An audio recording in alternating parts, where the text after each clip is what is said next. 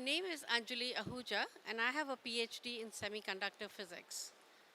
I am a faculty member at Appleby College in Oakville, Ontario, Canada, and I am a science and technology teacher there. I'm also an academic consultant and a speaker. I want to start by thanking DIDAC India and my school, Appleby College, for giving me this opportunity to come here and give this talk. I will be speaking about design thinking process and the projects that my students do at the school. To start, I want all of you to think about all the amazing devices and things that we use around us. Let's start with something really simple. We use a pencil, an eraser.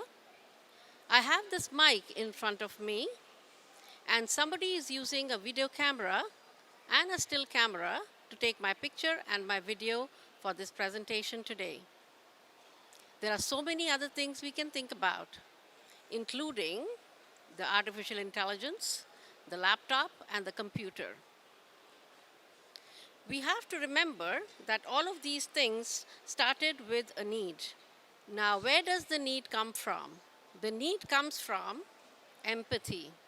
When we feel that something needs to improve in this world, that is when we start thinking of the need of creating, developing, or finding something that can help us. The purpose follows the empathy. And this is why when we have to create something, it has to start from the need, empathy, followed by the purpose. When the students are introduced with a project, they are asked to spend 1 hour in their team to discuss their individual empathies. Each student will have their own empathy, but they discuss to find a common one that all of them can work with. This year, one of the students wanted to build something for his mother so that she could reach the top shelf in the kitchen. Her mother is short like I am, and she had to use step stool or a chair to reach that shelf. That is not very safe for anyone to do.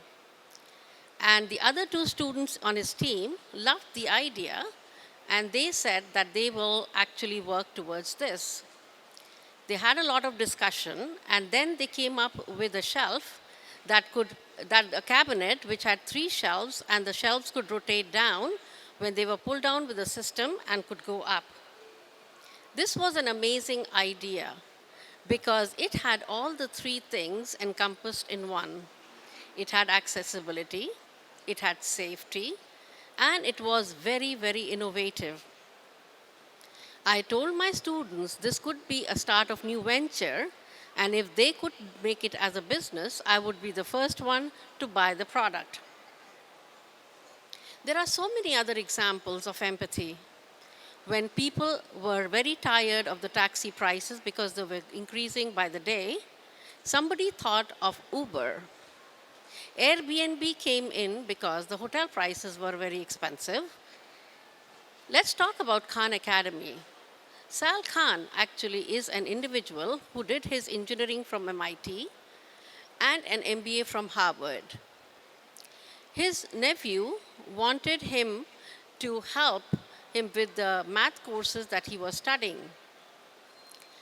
Sal Khan started making videos which had to help his nephew. There are so many other examples of empathy, and you can think of so many tech startups to start with. What is life about? Life is about doing something. Each one of us has always attempted to do something, and we might have made mistakes. One thing we have to do is learn from our mistakes and failures, and that gives us a lot of learning. After we have learned from our mistakes, we should go back and attempt it again. And the life keeps rotating between these choices. In the design process, this is called iteration. So the students are asked to make a plan, and I tell them from the beginning that they might have to change it, and they should always have a plan B ready. They should not be disappointed if it doesn't work for them, so that they can learn from their failures and improve on the product that they're trying to build. I also remind them that success is not a straight line. People only see the initial and the final product, but nobody sees all the effort and the mistakes and the learning that happened between the initial and the final point. So, what is design thinking? Let's think about the empathy that we started with and the innovation that happens at the end. Everything in between those two is design thinking. So, design thinking is the bridge between empathy and innovation. The possibilities are endless between these 2 points, and then that is how a revolution happens, which can change the world in many ways. So, just to give you a definition that I got from interactiondesign.com, they say that design thinking is a non-linear iterative process that teams use to understand users, challenge assumption, redefine problems, and then create innovative solutions to prototype and test. Here, some of the words are very important. The non-linear that I just talked about, the iteration that I just mentioned, and then understanding the users.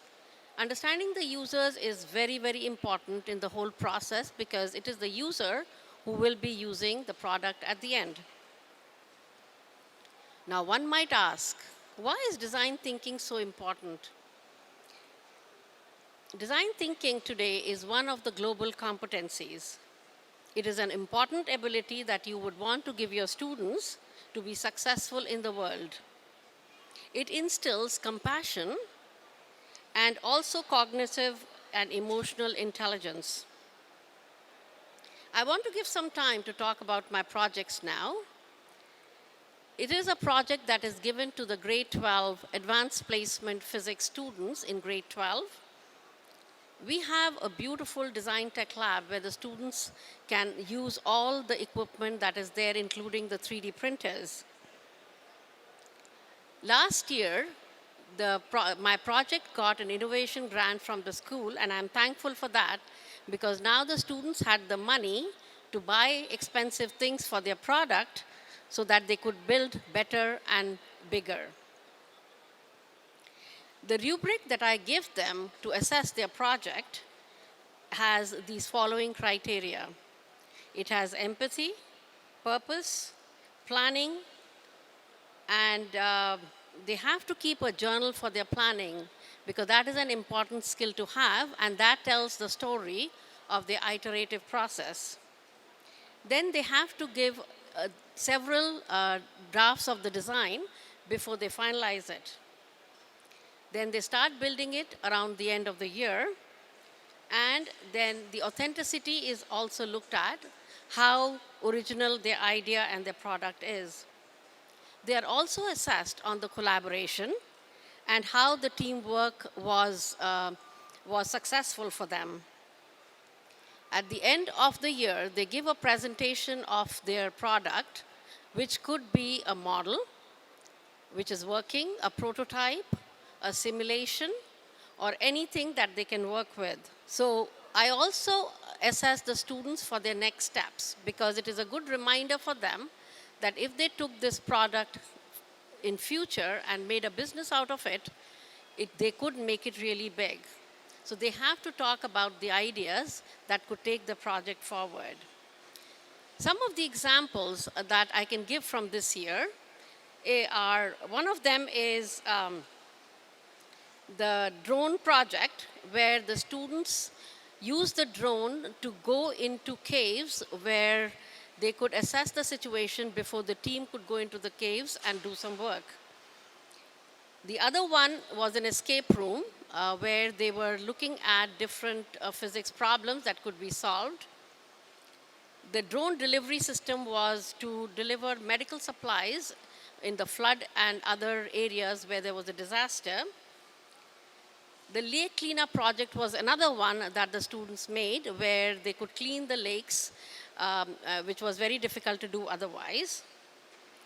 And one of the projects that happened this year was a plant friend, a plant pal, because when we are going on long journeys and we are leaving our homes, our plants cannot survive without water. So this system could plant the water on its own as soon as it realized that the sensor could assess the water level and could actually water the plant.